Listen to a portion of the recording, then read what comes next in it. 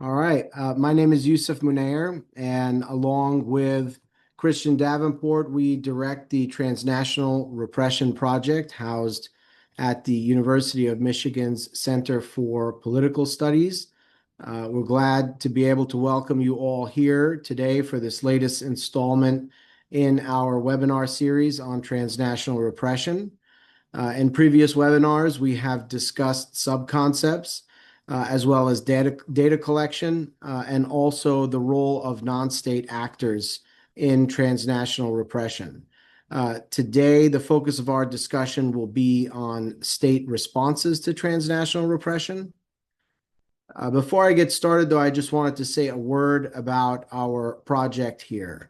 The Transnational Repression Project was founded in late 2024 and seeks to help establish transnational repression as a subfield of study, convene scholarly meetings to advance research and publications, build a repository for research and data on transnational repression, act as a bridge between the academic and policy communities working on this topic, as well as shed light on contemporary cases.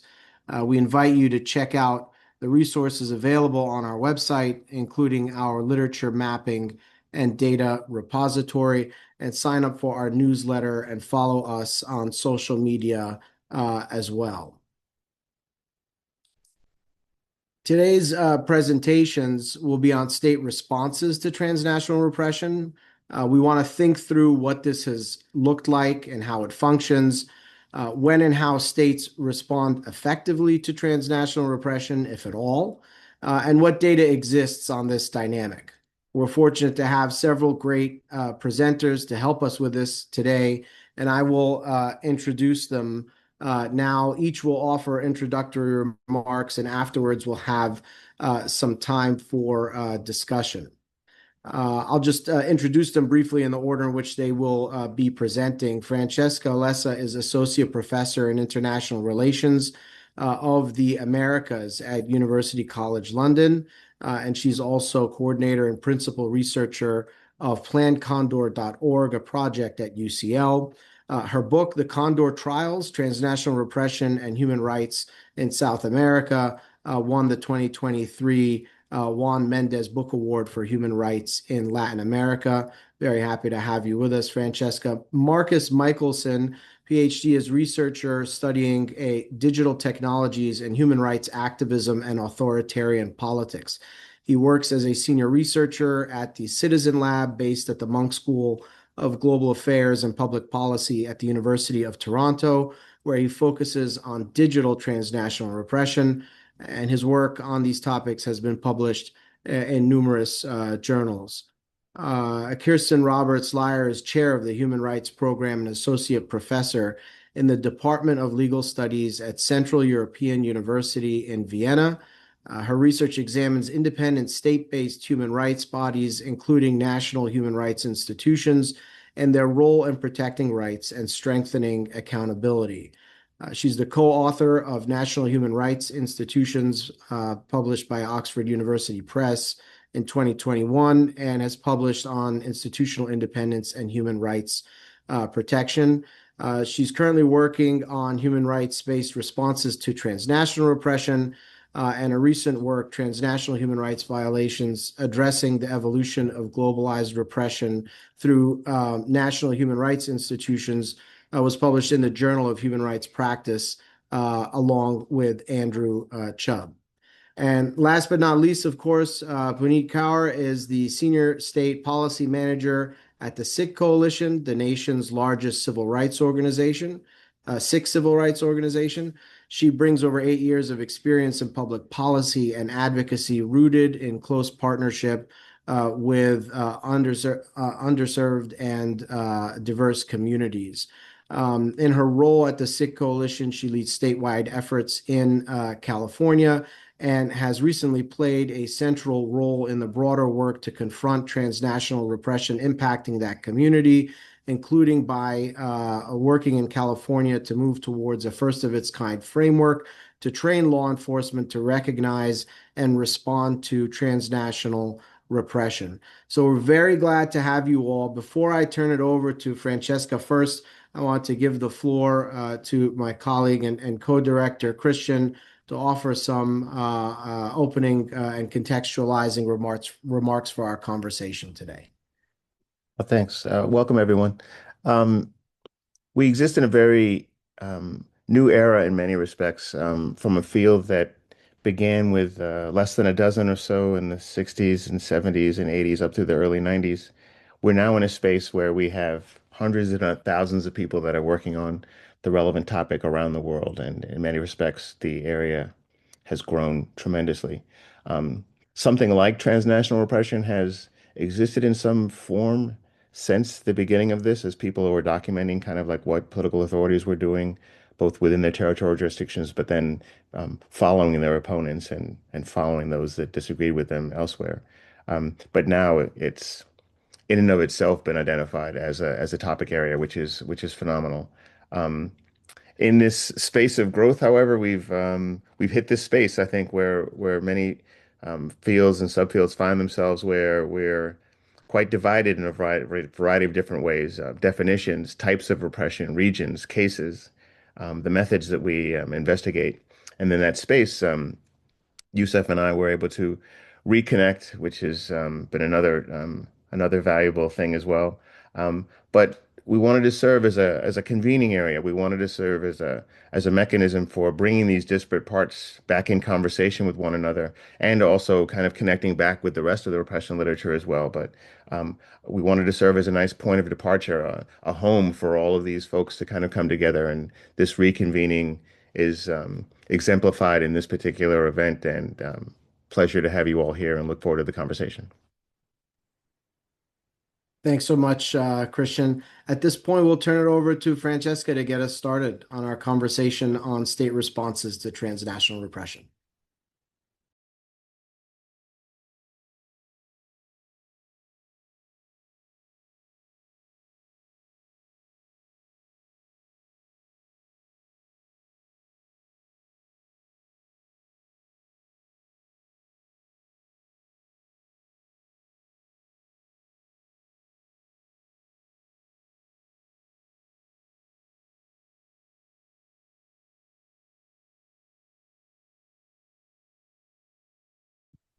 Sorry, many apologies. My computer seemed to have frozen just as you opened the floor, and I couldn't unmute myself and control the screen. But now everything seems to be working, so sorry about that. And I think no, I don't seem able to move the slides, which we could do, of course, before when we did the technical test. I don't know if Colleen could help with that. Oh. So it's now gone to the, let's see.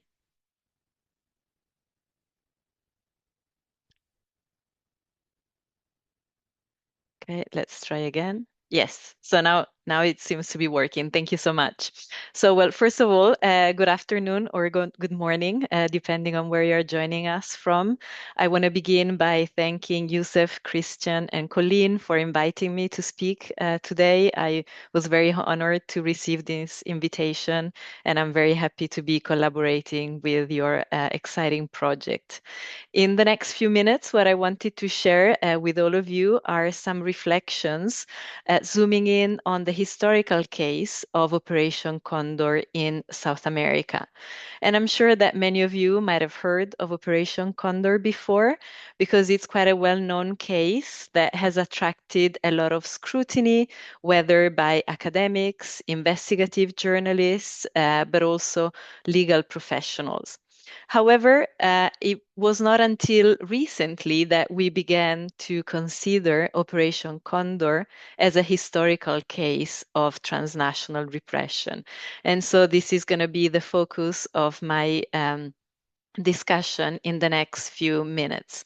And what I wanted to emphasize were these three main points.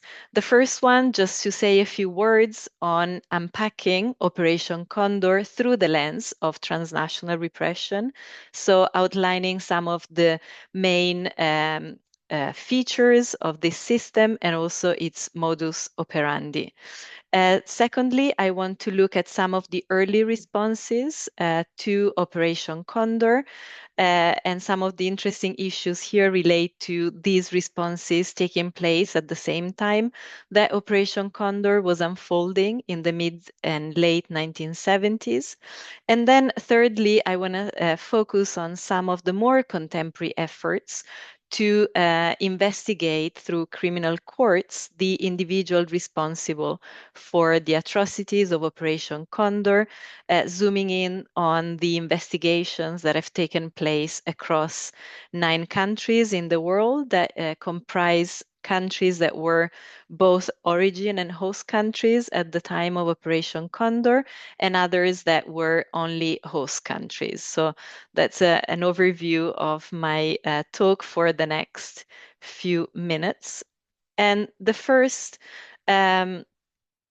few minutes, I want to focus on Operation Condor and conceptualizing it, as I was saying, as a historical case of transnational repression, since much of the literature in this field has focused primarily on the contemporary dynamics. And I think looking at the historical case of Condor can be quite illustrative, since there are many continuities with the practices in the 1970s in South America with what we see unfolding today. So to begin with, I just wanted to remind everybody about the geopolitical and historical backdrop against which Operation Condor emerged in South America. And since the 1950s, we have how many military governments across the region that are inspired by the national security doctrine in the US and the French School of Counterinsurgency start to take over civilian rule. These regimes, of course, received significant financial and military support from the United States. And we see this snowball effect of military coups beginning in Paraguay in 1954 and then continuing with Brazil 10 years later. And by the mid 1970s, we see how effectively the vast majority of South America is under dictatorial regimes. Of course, there were differences among the dictatorships, but we can also say that one main commonality was that they all brutally repressed any type of political and social opposition, whether this was peaceful or armed. And so we see systematic human rights violations being perpetrated all across South America in the name of the so-called fight against communism, resulting in thousands of abductions, disappearances, extrajudicial executions, torture, sexual violence, and the stealing of babies and toddlers. But what we also see is that as refugees and exiles begin moving across the region, fleeing from this repression at the domestic level and trying to seek safe haven across the region, the dictatorial regimes of South America began to realize that domestic repression on its own was no longer sufficient. And so by the early 1970s, we see how a new system starts to take shape that enables these regimes to coordinate their policies of repression because they wanted to reach to the refugees and exiles who had left the national territories but continued to be very much active in international campaigns against the military regimes. And so exactly 50 years ago, or just over 50 years ago, last November, was the 50th anniversary, we see how in November 1975, there is a founding meeting of Operation Condor.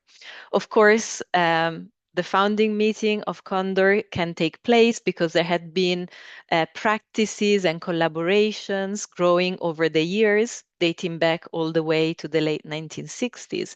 But by late November 1975, we have the military intelligence representatives from Argentina, Chile, Bolivia, Paraguay, and Uruguay gathering in Santiago to set up this formal system that they called in Spanish Sistema Condor or Condor System, or Operation Condor as it's more commonly known in English.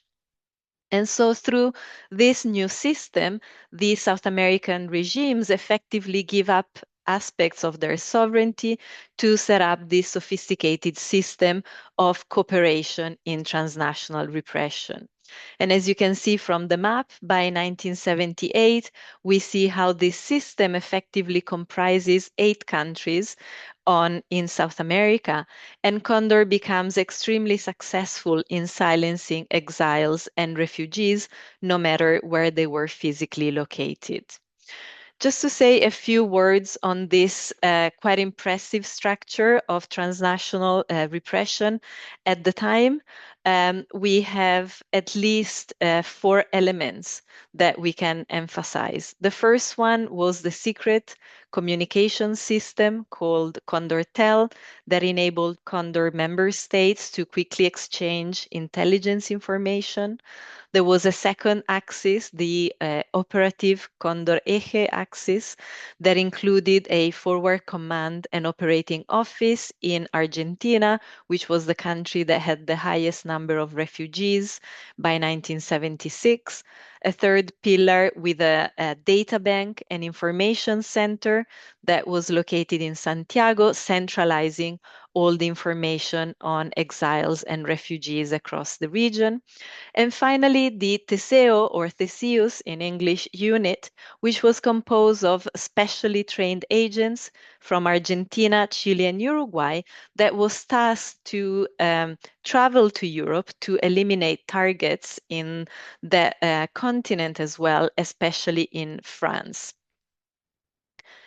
And in terms of some of the key features and victims of Operation Condor, I just want to highlight 3 key points here. Firstly, that through the South American Transnational Human Rights Violations Database, we were able to record the cases of at least 805 victims that were persecuted between 1969 and 1981. The majority of those victims were either political activists or activists that belonged to armed groups. The second point that I want to emphasize, and returning to this cooperative nature of Operation Condor, is that in the vast majority of cases, both the origin and the host countries were directly involved in the persecution of exiles and refugees. So, as you can probably guess, there was no interest to respond to any of these crimes being committed because we have both the origin and host states participating. And we see here the primacy of Argentina, Uruguay, and Chile in terms of the 3 countries with the majority of victims, but also Argentina being the country where the majority of the crimes were committed, with almost 70% of all victims being persecuted in that country. And the final point, just emphasizing the lethality of Operation Condor, because we see how 45% of the victims either were assassinated or disappeared. And although 48% survived, they did so only after suffering illegal detention and torture. So still significant human rights violations being committed, and many cases of also clandestine renditions back to their country of origin.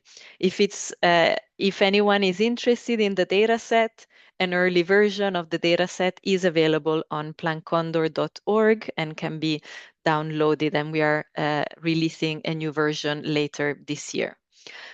So moving on next to some of the accountability efforts in terms of the early responses to the crimes of Operation Condor. And I wanted to share this timeline that retraces some of the early responses to the crimes across South America.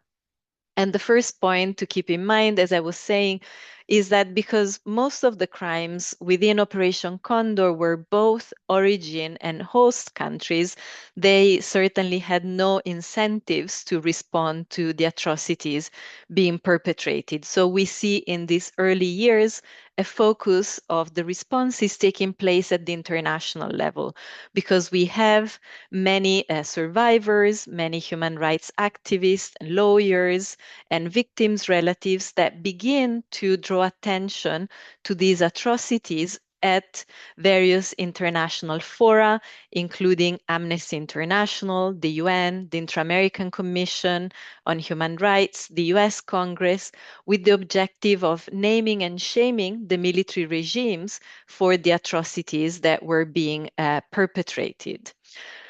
When we then see with the transition to democracy, some attempts taking place within some of the countries that had been part of Operation Condor. And the key point I would emphasize in this second phase, so from the mid-1980s onwards, is that rarely there was a specific effort to investigate Operation Condor crimes per se. The concept of Condor becomes much more well known starting in the 1990s, although the word itself had been circulating since the 1970s.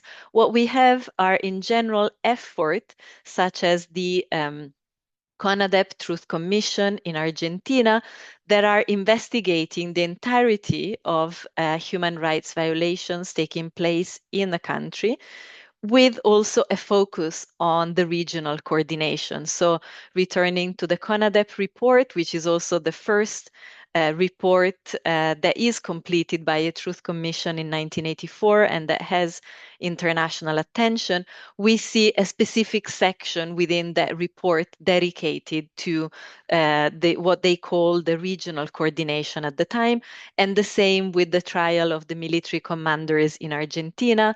We see many survivors of Condor testify in the trial against the commanders.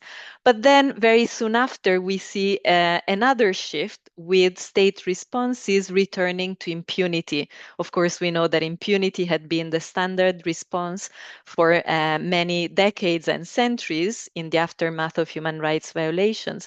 And so we see how the countries of the region begin to sanction impunity laws, such as Uruguay's caducidad law or Argentina's due obedience law, that shelve investigations for a significant number of years. And then we have yet another phase throughout the 1990s when we return to the efforts of what I call in my work justice seekers, so a combination of activists, survivors, victim relatives, but also political and judicial activists that try to find breaches or to create cracks in this wall of impunity. And what I want to emphasize here is that the crimes of Operation Condor were at the heart of these strategies, because both in efforts taking place in individual countries in South America, but also in the so-called foreign trials taking place in the courts of countries in Europe, the crimes of Operation Condor were used strategically because these crimes had been committed across the territories of multiple states. And so they could be used to break the logic of impunity in South America and in, I think, what is considered to be the most well-known case of a foreign trial, which is the attempted trial against Augusto Pinochet in Spain in 1998 that led to his detention here in London. We have the crimes of Operation Condor being at the heart of that specific investigation as well. So just moving to my last couple of points to try to comply with the time as best as I can, I wanted to focus on the more contemporary phase now and the efforts to compile data on 50 criminal investigations that in recent years have tried to provide responses to the victims of Operation Condor. And what we could determine through this research was that there have been at least 50 criminal investigations across 9 countries that you can see on the slide. Many of them, interestingly, were countries that at the time were both origin and host countries during Operation Condor. So Argentina, Chile, Uruguay, but also Brazil, Peru, and Paraguay. But we also have some host countries such as Italy, France, and the US, where many exiles and refugees had taken refuge, fleeing repression at the domestic level and the transnational level, but then they were hit by some of the Condor assassination squads. One of the most famous cases is the murder of former Allende cabinet minister Orlando Letelier and his colleague Ronnie Moffitt, a US citizen, in Washington, D.C. in September 1976. So we have a criminal case in the US, for example, investigating that murder. And in this final chart, I wanted to share just to give you a sense of where these trials are. The good news is that vast majority of them, so 40 out of the 50, have had at least a sentence in first instance. So we have seen, and I'm going to jump very quickly to some of the conclusions that I wanted to emphasize, that these criminal trials have investigated the cases of 461 victims of transnational repression in South America, with over 100 civilian and former police or military officers being sentenced. Of course, progress has been uneven. Many of the cases have been in Argentina, Chile, and Uruguay. And what I would say that continues to be missing from a state response is the creation of a regional truth commission that would help the whole region of South America to continue to shed light onto these crimes, but unfortunately unlikely to take place in the current political scenario. Thank you so much. Well, thank you very much for that fantastic overview, Francesca. I think so much of the research and writing on transnational repression today deals with contemporary cases and thinks about transnational repression as a very sort of modern phenomenon. And Operation Condor is an important reminder of the reality that this is a much older story than that. And, as you were presenting and going over the ways in which states were engaged in data collection efforts and data sharing to track down targets, I was thinking to myself, my God, this is at a time long before people were walking around with cell phones and GPS devices in their pockets and surveillance systems that are able to track people in the ways that they are today, and what kind of data sharing is going on now that is feeding these kinds of repression efforts. And that segues us, I think, very nicely to Marcus, who will present next. So Marcus, the floor is yours. Yeah, thank you, Yousef, and thank you, Christian, also, and Colleen for inviting me and facilitating this seminar. Following your suggestion, I will focus my input here on the role that the host country context can play for the use of transnational repression. So when research on the role and responses of host countries in relation to transnational repression is only beginning to emerge. The scholarship has initially focused on the methods and tactics used by perpetrators, then also the impacts, because this interest was guided by, I would say, two basic questions. How do authoritarian states control, extend political controls and repression beyond borders, and to what extent are they able to control dissent and mobilization among diaspora communities and exiles? And then after the TNR scholarship gained an understanding of these dynamics, research interest quickly turned to the role of host countries. So asking how does the host country context influence the tactics and maybe intensity of transnational repression? And also, what impacts do these tactics have on the host country context? What political implications? And this interest in the host country context is obviously also guided by the motivation to find ways to curtail and counter these practices. So I would like to focus on the first of these two research angles. So how the host country context influences the use of transnational repression and the methods employed.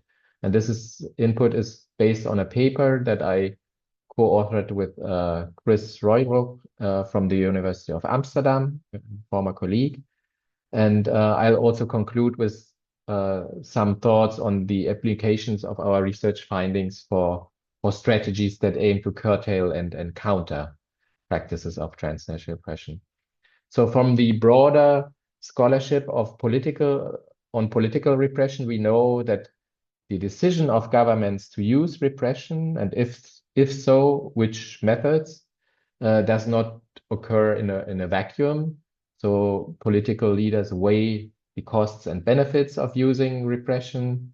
And if they decide to go for repression, then the type of methods and tactics depends, among other things, on their opportunities and capabilities. And this scholarship, like the classic political repression scholarship, focuses on domestic repression within the borders of a nation state, and context seems even more important when it comes to repressive action outside the borders. So when you have a transnational element to it. So whether perpetrators use embassies to spy on and blackmail diasporas, whether they send a kill squad to assassinate a dissident in another country, or whether they try to enlist host state authorities to detain and extradite a target person. In all these cases, the relations between home and host state and the political context of the host state have an important influence. And the international environment shapes the decisions and opportunities of governments that engage in transnational repression. So in our paper, we examined how the regime type of the host country and the regional ties between host and origin country influence the likelihood and the type of transnational repression incidents. And we used the Freedom House data on physical acts of transnational repression. And this data set broadly distinguishes between two types of incidents, direct attacks and assassin. So this includes assassinations, physical assaults, kidnappings. And the second type of second category are incidents that require the cooperation of host state authorities. So detentions, extraditions, and renditions, which all require some form of assistance or tolerance from host state authorities. And these data show that in most incidents of physical transnational repression, the perpetrators seek the cooperation of host state authorities. And the explanation is quite straightforward. So if you can quietly bring the authorities of another state to have a political opponent detained and then return him or her back to your country, it's less costly, you need less resources, it causes less attention and reputational damage than in other cases when they plainly kidnap or kill that person on the territory of another state. And we found also that the likelihood of transnational repression incidents that involve some degree of cooperation between home and host state is higher in countries that are ruled by authoritarian governments. So these countries often have a shared disregard for human rights and a weak rule of law.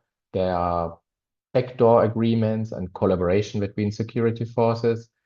And this all means that authorities collaborate more readily in cases of politically motivated extradition requests or forced repatriations. And sometimes exiles also fall victim to higher ranking political interests and shifting geostrategic priorities. So if you think of the example of Turkey, Turkey was an important host country for Uyghurs fleeing the repression against their people in China's Xinjiang region. And this changed when the government of President Erdogan established closer relations with China and began to arbitrarily detain Uyghurs and threaten them with deportation. And we also found that authoritarian governments that are located in the same geographic region and that are members of the same regional organization are more likely to cooperate on transnational repression.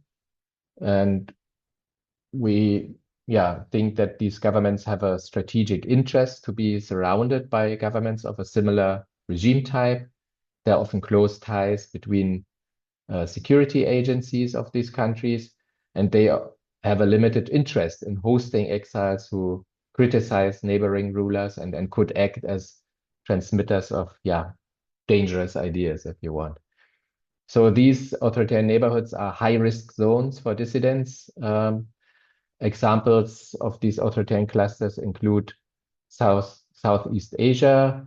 Human Rights Watch recently wrote that Thailand had become a swap mart for in which foreign dissidents are traded for critics of the Thai government. And other clusters include the Gulf states, Central Asia, and increasingly also East Africa. The host states that are most cooperative on transnational repression sit firmly within regions dominated by authoritarian rule. And often they have ties to more than one authoritarian neighborhood.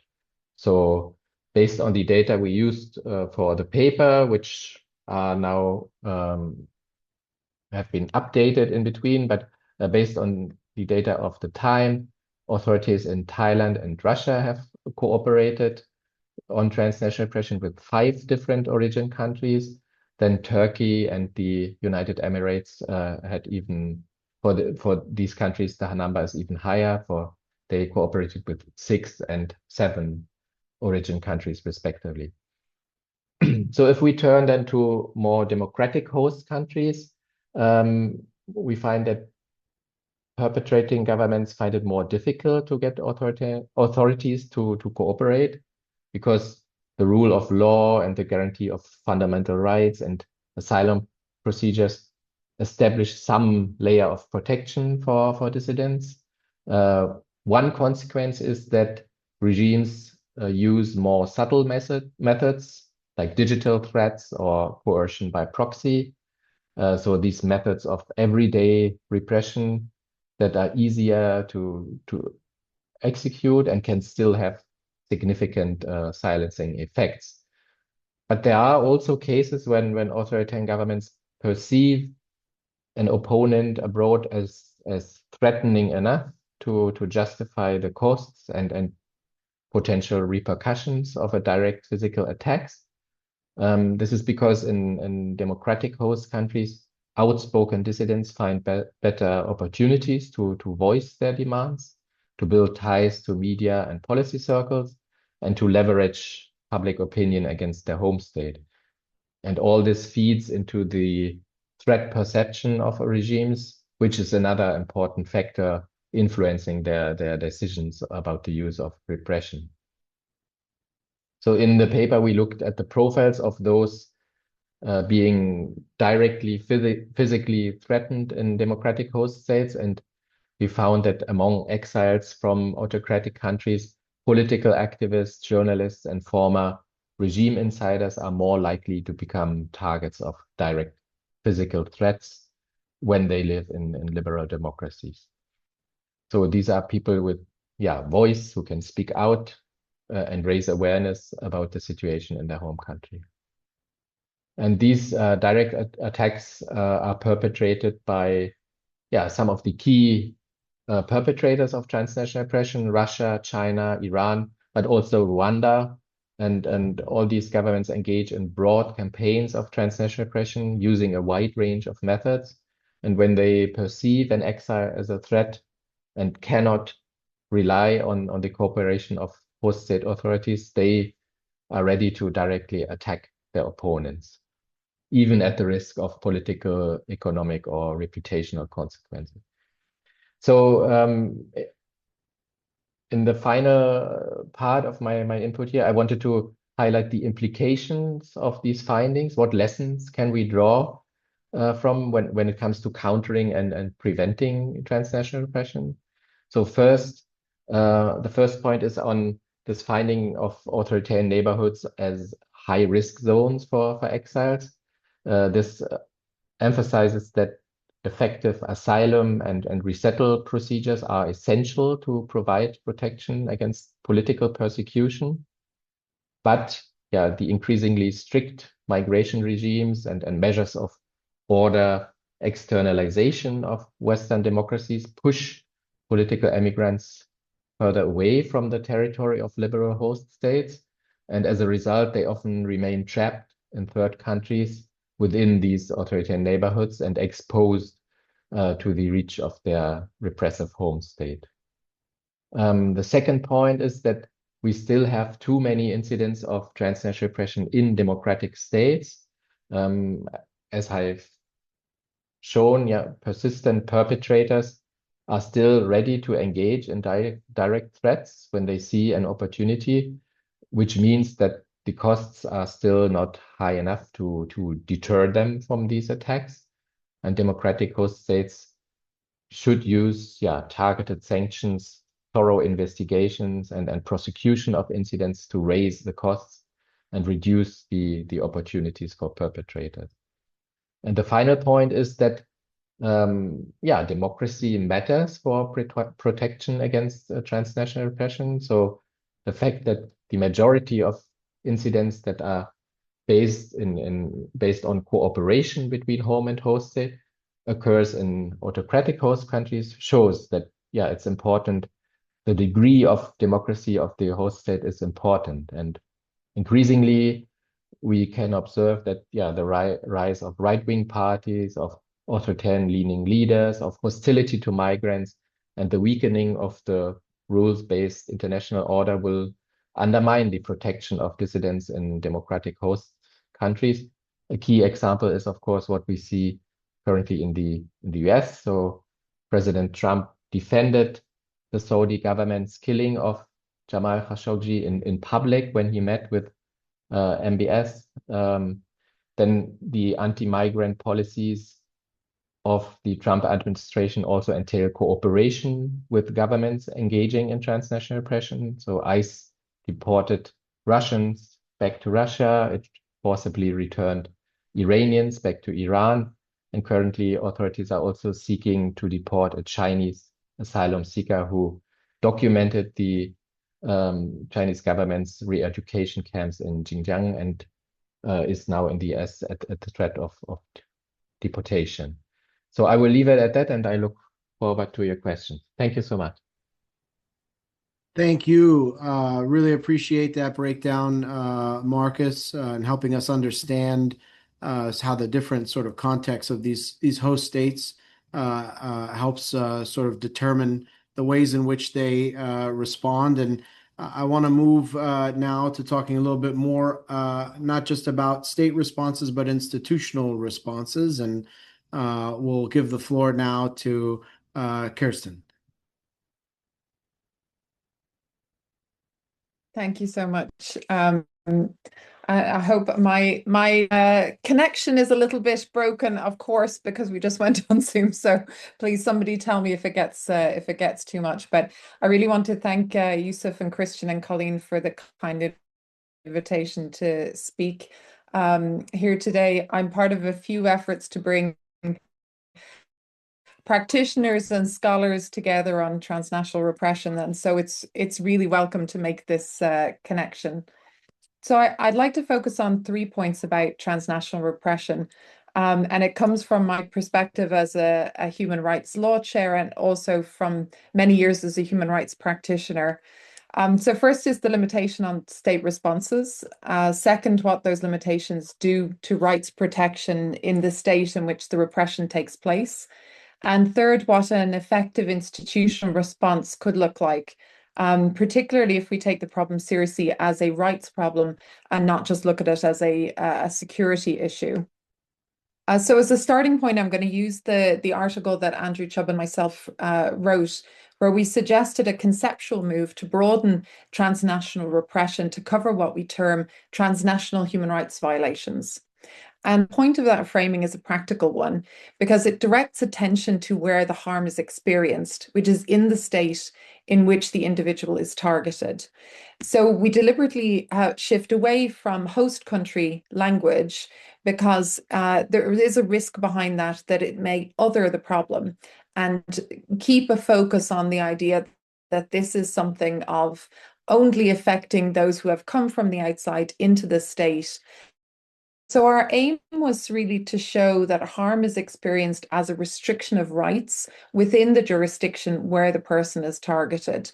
So the rights to freedom of expression, association, privacy, personal security, and that state's obligation, the state in which the person is targeted, their obligations are engaged regardless of where the instigating actor sits. And that shift also changes then how we evaluate responses. So the question is not only whether foreign state activity is detected or disrupted, it's whether people subject to intimidation are actually protected, whether complaints are investigated, and how and whether remedies are available in ways that individuals can realistically use. And one of the reasons for this framing is also to emphasize that the impacts and tactics of transnational repression range from violent and visible to subtle and covert. And a human rights-based response is more capable of capturing that full range than a securitized or law enforcement one is. And further, part of our claim is that these acts have an additive and systemic effect, and that the cumulative chilling is often a primary rights harm, and it's felt well beyond the individual target.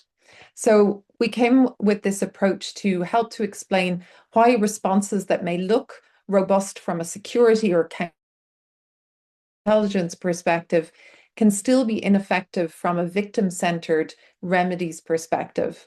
So the relevant question is not simply whether foreign state activity has been disrupted, but whether the duty-bearing state has discharged its positive obligations, whether intimidation has been investigated, and whether targets have access to effective remedies, as I mentioned.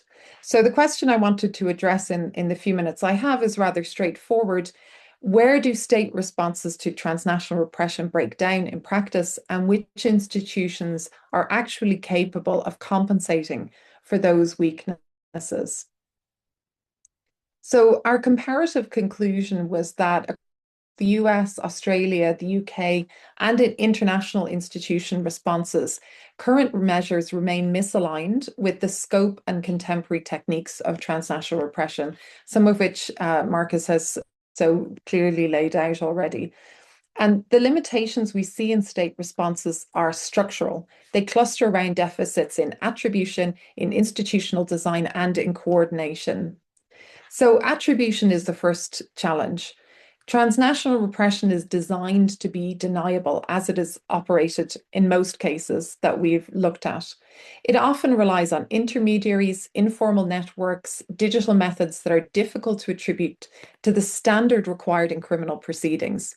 And that means even when cases are brought to law enforcement, authorities, they stall early, sometimes even before they're formally opened. A second difficulty then is institutional design.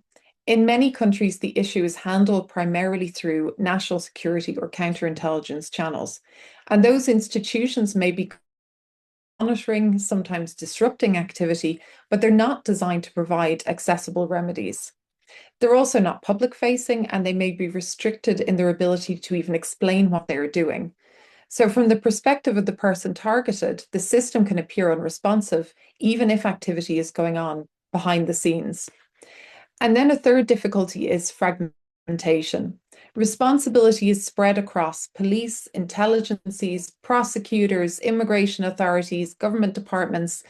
Each sees part of the problem, but very few institutions see the whole pattern. And as a result, the responses tend to be reactive and case by case, while the harm itself is cumulative.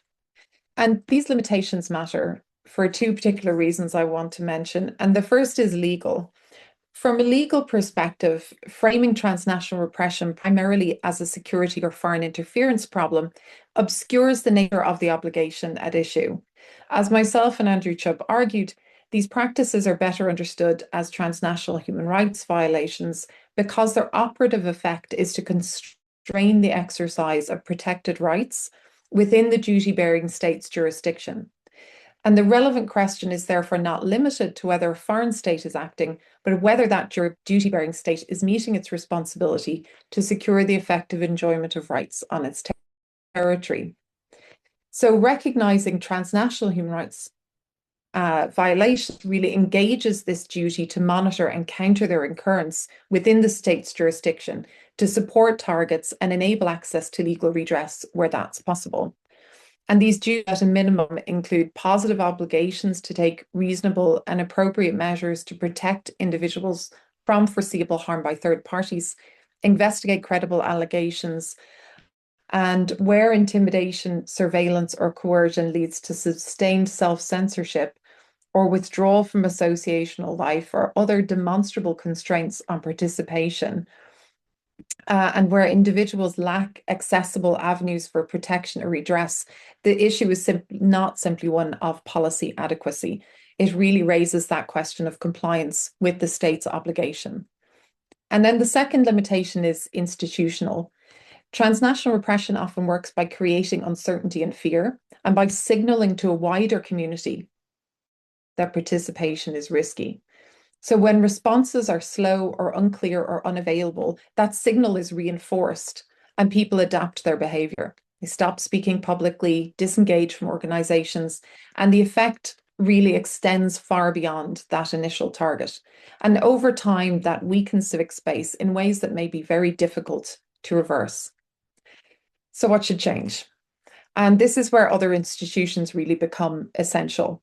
So national human rights institutions, ombudspersons, or similar independent state-based right bodies can play an important role here.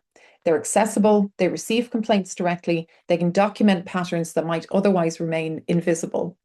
Courts and regulators also matter. Civil remedies, data protection enforcement, and other regulatory measures can sometimes provide a more realistic form of protection than criminal prosecution alone, especially where that attribution point is difficult. And civil society organizations, of course, are absolutely essential. They're usually the first to identify patterns, provide trusted points of contacts for people who may otherwise hesitate to approach state authorities directly. And finally, international mechanisms matter, not because they enforce directly, but because they raise the political cost of repression and improve coordination between states that are trying to prevent this phenomenon. So I won't go into too much detail about it, but in our article, we made a proposal for the establishment of a transnational rights protection office as an institutional model, because it specifies functions that are currently in many a single public trusted point of entry, capacity for coordinate remedies across agencies. And crucially, we located this within the ecosystem of national human rights institutions on the logic that NHRIs, when independent and properly resourced, can operate as a bridge between targets, civil society, regulators, and security actors. And I would emphasize that independence and accessibility are functional requirements if targets of transnational repression are to report, obtain support, and see those patterns documented credibly. So if you translate that into practical division of labor, we have 4 clusters: domestic rights institutions, courts and regulators, civil society, and international and transnational mechanisms that can function really as force multipliers. So let me end just with 3 brief points. Firstly, the limitation in state responses to transnational repression are structural. As I mentioned, problems of attribution, institutional design, and fragmentation. Second, these limitations matter because they allow intimidation to constrain rights and participation within democratic societies themselves. And third, effective responses depend on a wider set of institutions working in combination rather than assuming that criminal law and intelligence disruption will be sufficient. So I'll stop there. Thank you very much again for the opportunity to be here.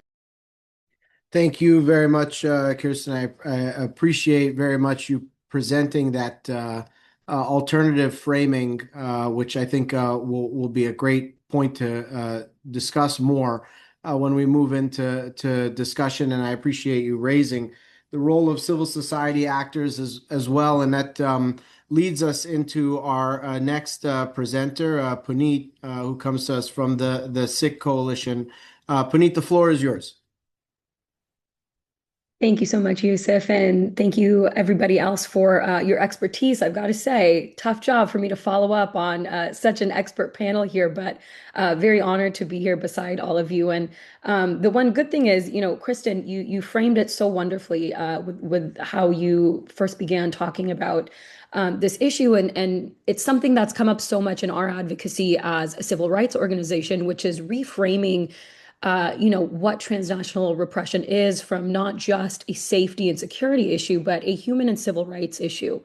And so, as we've heard from others on this panel, transnational repression is not confined to just any one country or one community or even one political context. This growing global threat manifests locally as well, and is often first felt by the very diaspora communities who are targeted for their identity, their advocacy, or their political expression. So as we talk about the duties of the state, not just here in the US where our organization is based, but as we see our federal government kind of drag their feet on meaningful accountability for governments who are perpetrators of transnational repression, and that responsibility does fall, on our federal leaders, but also in the literal term, the states themselves, right? These movements in California and New York, even Nebraska, are moving to try to better recognize and respond to transnational repression locally for a more coordinated effort to track down, respond to, and even collect data on transnational repression, right? And this just goes to show what a role each section of state, local, civil society, government has to play in addressing these threats. And so I just want to begin by situating my remarks in that broader context, right? The Sikh Coalition is one of many diaspora serving organizations that have been speaking out, not only on behalf of individual victims of transnational repression, but out of concern for the collective safety of our entire community, right? In this work, we have advocated alongside other South Asian, Kashmiri, Japanese, Cambodian, Uyghur, human and civil rights organizations, and other religious and ethnic communities who are similarly grappling with and seeing the real life consequences of foreign intimidation, surveillance, and coercion that crosses borders and reaches into the everyday life of people living here in the US. And what I hope to share today, and I will, of course, try my best to keep it brief, is not just a singular story, but a bit more of a perspective of what advocacy around transnational repression has looked like from the vantage point of a civil rights organization like ours, rooted in diaspora community, and how that advocacy has increasingly intersected with not just federal, but also state and local policymaking. And while, again, federal responses are essential, many of the earliest warning signs and many of the most immediate harms surface hyper-locally. And that reality has shaped how organizations like ours engage policymakers, engage law enforcement, and community members alike. So once again, my name is Puneet Kaur Sandhu, and I serve as the Senior State Policy Manager at the Sikh Coalition, and we are the nation's largest Sikh civil rights organization. For more than 2 decades, and in the immediate aftermath of 9/11, in response to an uptake of hate and bias-based violence towards the Sikh community, our legal and advocacy work has focused mostly on hate crimes, on workplace discrimination, on education and religious accommodations. And we've been at the forefront of some of these fights to defend civil rights, protect religious freedom, and ensure that Sikhs can fully and safely participate in civic life here in the US. But as we've seen in recent years, one of the most urgent threats to that participation has been transnational repression. Members of the Sikh community, both in the US and in Canada, have long reported a consistent pattern of intimidation and both potential and actual violence that at this point can no longer be brushed aside as isolated events. Individuals describe being surveilled at their homes, at protests, at gurdwaras, which are Sikh houses of worship. They report being harassed online, pressured with respect to immigration and family members abroad, and discouraged or even blocked from journalism and or political advocacy.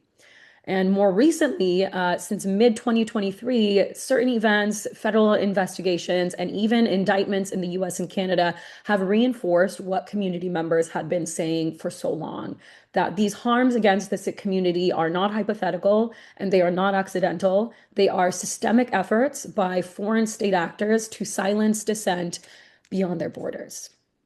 To understand to better understand these threats, to understand, why the Sikh community is a target, it helps to better understand who the Sikh community is and who is targeting us in the US and Canada. So Sikhism is often measured as the fifth largest religion in the world. We are a distinctive religious group that originates from the Punjab region of Northeast India. Sikhism is a monotheistic faith that is grounded in equality, principles of justice, and standing against oppression. And those values have historically led Sikh communities to be politically engaged and outspoken, especially on human rights issues. But Sikhs in India have also experienced decades of state violence and political repression in India. Sikhs are a religious minority comprising roughly only about 2% of India's population. And since the 1980s, particularly following India's 1984 military assault on the Golden Temple that targeted Sikhs, specifically the subsequent Sikh genocide and what is often called the decade of disappearances that followed, Sikh political expression has often been framed by the Indian state as a national security threat rather than a protected form of dissent. And that framing persists today. Sikh journalists, human rights defenders, activists, diaspora organizers, especially those advocating for accountability for past abuses or supporting self-determination discourse, are routinely labeled as extremists, as terrorists or terrorist sympathizers, or simply as anti-national actors. This framing is the foundation that enables transnational repression, right? And as documented in the Sikh Coalition's 2023 report, So Many Targets, this narrative framing is not just rhetorical, it is operationalized by states that perpetrate transnational repression in order to justify surveillance, intimidation, and coercion across borders. And India's approach to transnational repression follows a multi-layered playbook consistent with patterns documented across other, authoritarian or hybrid regimes, despite India being, one of the largest so-called democracies in the world. And what makes the Sikh case particularly instructive is that we now have clear public evidence of escalation from surveillance and intimidation to attempted and completed acts of lethal violence. And so to walk you through a quick timeline here that is a bit concise, that can illustrate this progression. In the pre-2020 era, for years, Sikhs living in the United States and Canada, and just for perspective, the US and Canada are, the places that hold the largest Sikh population outside of India. Sikhs have reported for years being questioned at airports after international travel, having relatives in India summoned or threatened by Indian government authorities, being labeled extremists or terrorists in Indian media for lawful political speech abroad. And these reports were often dismissed as anecdotal or framed as just bilateral, diplomatic, or religious friction. In June of 2023, we saw the page turn. During this time, Harjit Singh Nijjar, who was a Canadian citizen and a prominent Sikh organizer, was assassinated on the grounds of a Gurdwara, or a Sikh house of worship, in Surrey, British Columbia. And only months later, the Canadian government later publicly stated that it had credible intelligence linking Indian government agents to the killing. This is not an abstract allegation. This is not speculation. This is an allied democracy asserting that a foreign government, also ostensibly a democracy, had conducted an extrajudicial killing on its soil. And it was followed up by law enforcement agencies in both Canada and the United States giving duty to warn notices to other Sikh activists that their lives could be at a similar risk. In November 2023, only a couple months after the assassination of Hardeep Singh Nijjar, the U.S. Department of Justice unsealed what we've called an unprecedented indictment against Indian national Nikhil Gupta, charging him with conspiring to assassinate at least one or more Sikh activists here in the United States. According to the federal indictment and DOJ press statements, the plot involved coordination with an Indian government employee, surveillance of the target, and payment arrangements for a contract killing to occur on U.S. soil, specifically in New York. The DOJ explicitly identified the motive as retaliation for Sikh political advocacy, and Nijjar's killing in Canada was referenced in Gupta's conversations. This indictment is unprecedented, to say the least. It marks one of the clearest cases in which the U.S. government has publicly alleged state-linked assassination attempts connected to Indian authorities. Taken together, Nijjar's killing and the Gupta indictment demonstrate not just isolated incidents, but a pattern of escalation. And in October of 2024, roughly a year after the DOJ's indictment of Nikhil Gupta, a second federal indictment is unsealed.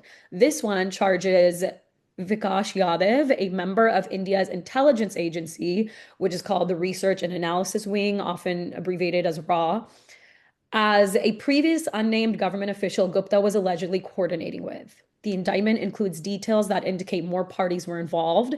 Street-level individuals were tracking their targets' movements, and Yadav refers to somebody as, quote, boss in his correspondence.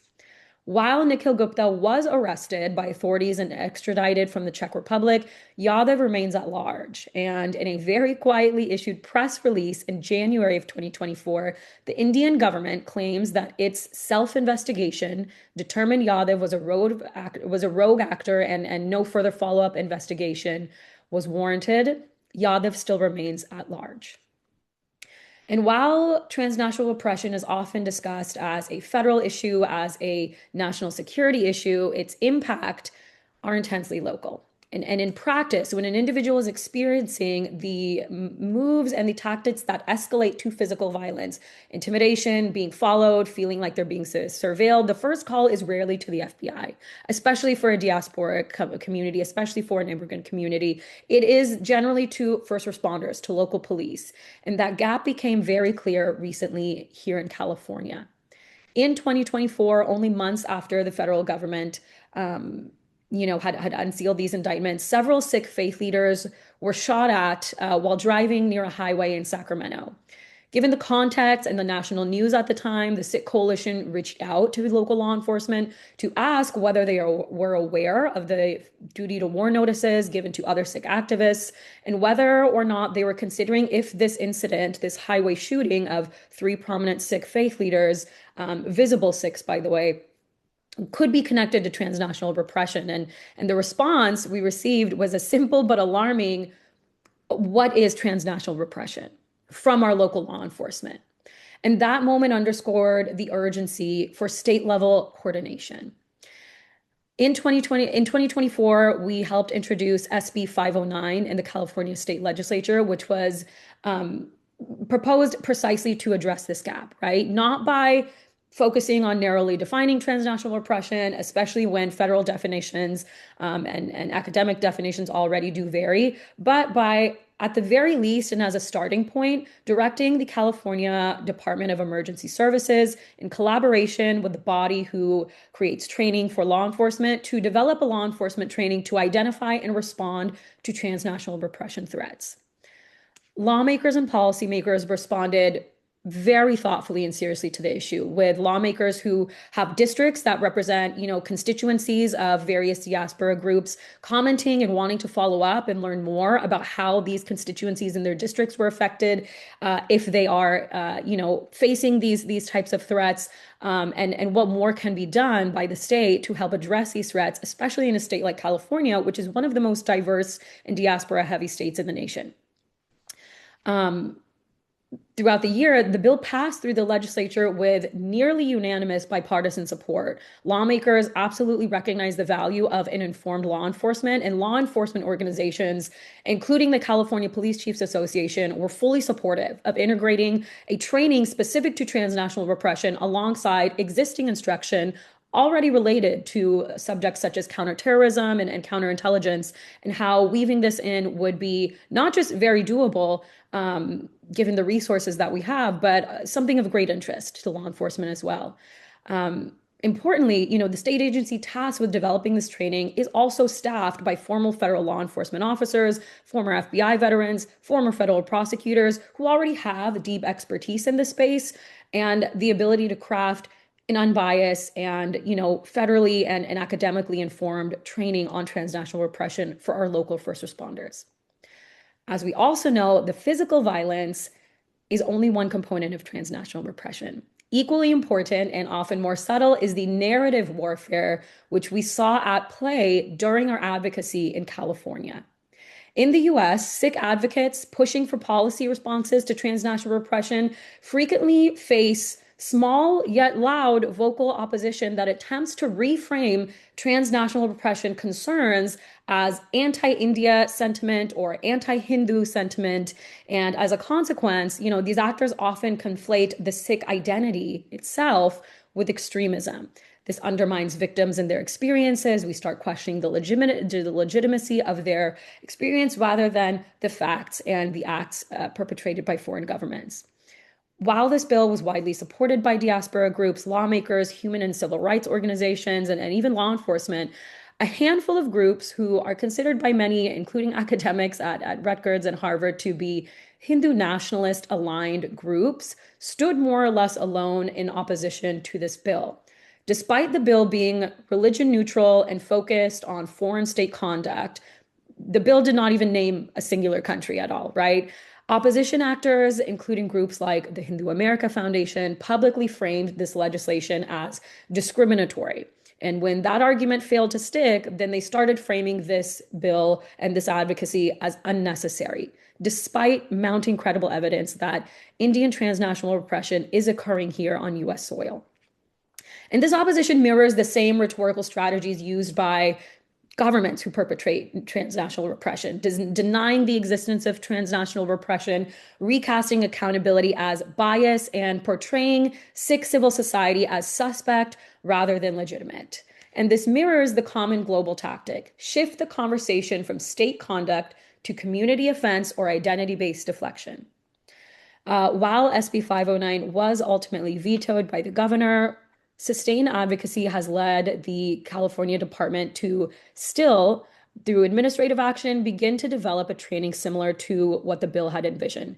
We, the Sikh Coalition, and many other advocates remain engaged to ensure it is implemented and shared widely. In closing, and to note, this is a very, very small step in the larger, broader advocacy picture here. As policymakers consider how democracy should respond to transnational oppression, the Sikh Coalition's approach has been urging a clear and principled course of action, treating Indian transnational repression as a matter of rule of law and not diplomacy, fully investigating and holding accountable not only individual operatives, but senior officials involved, including through prosecution, sanctions, visa restrictions, the list goes on. And we've also engaged at the federal level and continue to, support the advancement of policies like the Transnational Repression Act, expanding sanction authorities beyond visa bans, and ensuring oversight mechanisms apply equally, both to countries considered allies such as India and adversaries. And lastly, accountability must be enforced through concrete consequences. Training and awareness is great. Recognition is a first step, but we must see our lawmakers, our change makers, publicly condemn these acts and the people responsible for them, and publicly protect targeted individuals. Taken together, these steps send a necessary message that no government, regardless of their strategic importance or alliance to the US, may threaten or silence people on US soil without consequence. Thank you so much for my long-winded remarks, and I'll pass it back to you, Yousef. Thank you very much, Puneet, for bringing that very important perspective from the civil society space. I think one of the things that we see as really important here at the Transnational Repression Project is being able to bring into conversation the work and voices like yours, along with the academic work that is being done to study both transnational repression and state responses. I think it adds something very, very rich to and useful to the conversation. So thank you. I want to invite folks watching the webinar to submit any questions that they have in the Q&A feature, and we can try to direct them. But maybe just to start our discussion, I've so many questions, and I feel like we can go for a very, very long time on this, even though we only have about 15 minutes remaining. Kirsten, did you want to start us off with any immediate reactions? Thanks. I feel the same way you do. I'm just like we need a whole other section just to kind of take it up from here and then start asking questions with one another. Actually, my question is to kind of the collective in terms of listening to one another. What I find intriguing is the issue of kind of continuity between the historical that Francesca was talking about and the kind of contemporary. And there's a line of continuity that's practices are established in educational ways or narrative ways or individuals who are working through the training themselves. And so I'm wondering if resonance is being heard across different presentations. If folks are kind of capturing something that their particular part of the literature, their particular activities are kind of like grappling with, but were responded to within or framed differently within one of the other presentations.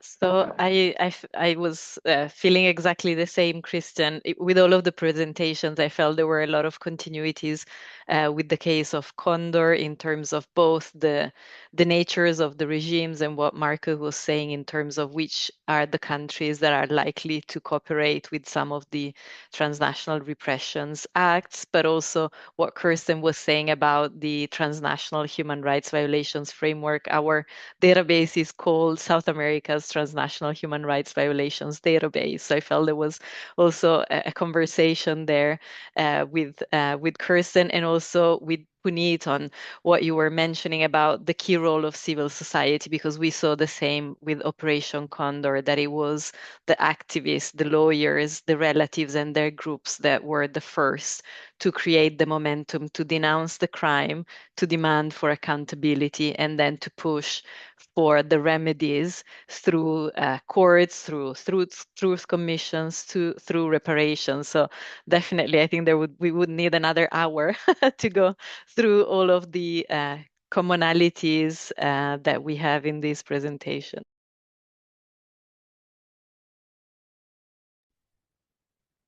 Thank you, Francesca. I just will maybe offer a couple of different reactions that I had to a number of the presentations. As you were presenting earlier on, I realized there was one statistic that you had up. I think was something like 36% of the targets were members of armed groups. And it dawned on me as you were presenting that we were talking about a case that exists largely prior to the emergence of the discourse on terrorism that has come to dominate so much of international security conversation in the modern era and has been used very often as an excuse for the practice of transnational repression by actors today. In fact, I think one of the most common excuses for the use of transnational repression is by labeling targets as terrorists or so on. And I found myself wondering, how much we have to do as scholars to try to disaggregate these things, and how in the process of defining different incidents we have to be careful today, given this changing reality. I just thought the way that you sort of addressed it, it just reminded me that it took place at a completely different moment than today. Also, Marcus, I found myself thinking as you were describing your paper, and the specific subset of data that was used in the analysis, and the focus specifically on physical acts of repression. It reminded me of periods in the earlier literature when the sort of work was expanded in the coding of incidents to go beyond physical integrity violations, to include other violations of civil and human rights. And a lot of this conversation kind of straddles around this tension around the nature of repression, where the line is, and also where the relationship is between these two different kinds of violations. And I found myself, trying to think about what the previous literature on repression, and particularly that expansion of our understanding of incidents, might have to offer today in terms of our understanding of transnational repression. And I don't know if Christian, at some point you want to chime in on that as well. And lastly, I just wanted to say on Christian, your framing, I thought I found really, really valuable, for helping us to think more broadly about this, from the perspective of the victim, and also the responsibilities on the host states for guaranteeing the rights of the victim. And one of the reasons why I thought that was important is not only because of the onus that it places on the host state, but also that it's quite indifferent to who the target is and who the perpetrator is, which I think has often been a focus of transnational repression literature otherwise, which is often focused on perpetrator states being a specific regime type, and also targets being of a certain identity, whether it's belonging to a diaspora community or whatnot. So that framing actually helps us step outside, I think, those limitations in a really helpful way. Christian, I'll just give you an opportunity to chime in here on that previous bit as well. No, you know me. I always have something, but I was making the or I was thinking of, so in the Condor case, it does reveal this fascinating element of just like there's sexual intimidation, there's blackmail, there's all these things going on concurrently. And so what's interesting is the kind of following of the broader oppression literature, where it started with kind of like the most obvious things, and then it kind of evolved to kind of go to covert repressive behavior and other types of stuff that are just fundamentally much harder to kind of explore.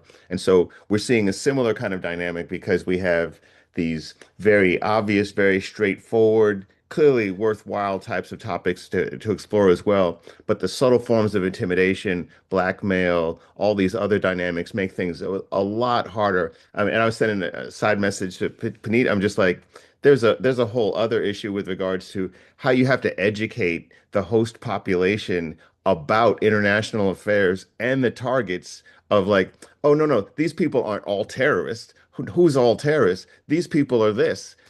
What group is so homogenous? So it involves these complex dynamics of culture, education, subtle forms of kind of like violation, detection, documentation. And so the things that are being brought up by people, the different presentations, I think they're overlapping in many intriguing ways, but some of them are like not insurmountable, but very complex relative to the straightforward nature of some of the others. Perhaps in closing, we can offer each panelist maybe 1 minute or so to react to anything that they heard from Christian, or I, or from any of the others, as we wrap up here. Since Christian mentioned me, I'll jump right in here and just, once again, wanted to emphasize, I think doing this, educating folks, coming together to learn from each other is the best, maybe easiest step we can take to address these issues. As, Christian kind of alluded to just now, one of our biggest,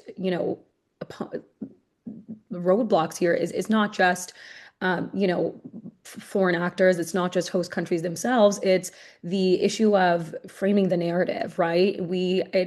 Even if we get to a point where we can explain the political, religious, kind of historic context of, these oppressed groups or these, repressed groups, we still have countries like India will shift blame in ways that are just so hard to break through when talking to, folks at the federal level. We will hear India say things like, these are Pakistani actors, being framed as, Indian, intelligence officers to cause chaos and to further politically divide our communities, right? So I think the more that we use the correct language, there were so many important phrases used here about host countries, about victims, about what the acts look like. The more we inform, decision makers and policymakers, the further we can go. But it takes a lot. It takes a lot of groundwork and a lot of educating. And so I'm very, very thankful, especially to, all the academics on this call for this work. And I hope we continue to gather and learn from each other. Can I jump in next? Is that okay? Yeah, thank you so much. It's really been a wonderful opportunity to discuss. I hugely appreciated Puneet's really just so clear and compelling presentation. And two things that really struck me from her talk in particular, when she said that, or you said, going to the police, and they say, what is TNR? I mean, that's at the heart of this issue. Trying to, even if you could explain it, trying to say, well, I got a missed phone call from a number in XYZ country. You can't even go to the police with that, let alone try to then get into an explanation of what transnational repression is. So to clarify at a policy level, I would be particularly interested in the policy level to clarify and get a working definition of what transnational repression is that is usable, particularly in a human rights context, by the UN, by the Council of Europe, by the Inter-American system, that we can have a working definition that then can feed into answering those questions, but that does take into account the extremely subtle nature of TNR, and also why it underscored as well what the concern is about having the police as the first responders, because that's a natural response from law enforcement. They, to a hammer, everything looks like a nail. They're law enforcement, so they're thinking about from law enforcement and criminal provisions, and that is often very insufficient to cover what the issues really are.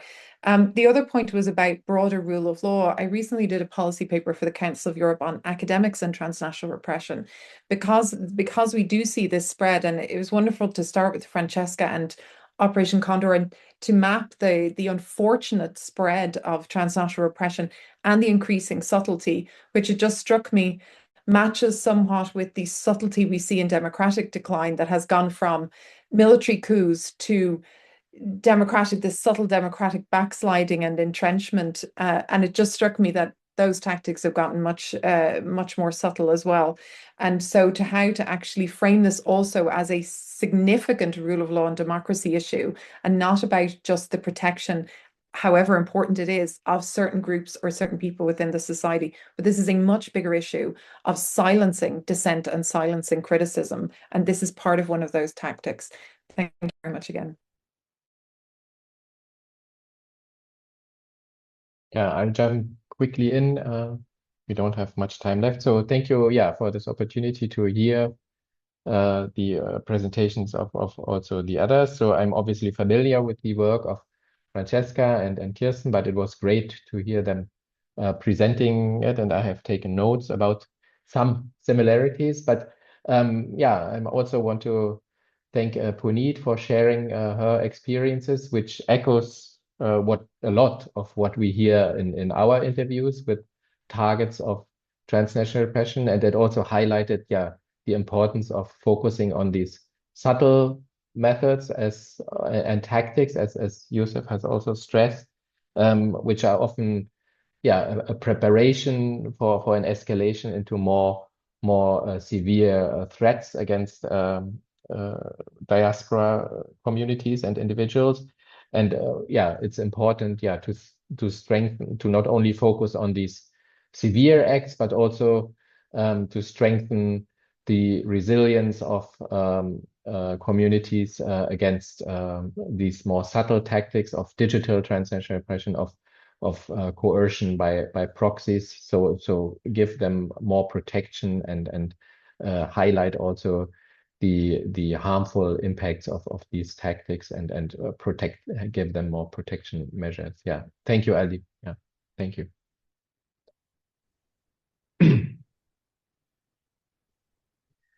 Well, I want to just thank you all one final time for your participation. I think it's been a really rich conversation. I certainly learned a lot from these, and it seems like all of our participants enjoyed hearing from everyone else. And I hope our audience learned a lot from this. And the webinar will continue to be available in recorded form on our website and on YouTube. So feel free to share it with others, and look forward for more announcements in the future on future events from the Transnational Repression Project. Thank you all again, and have a great day.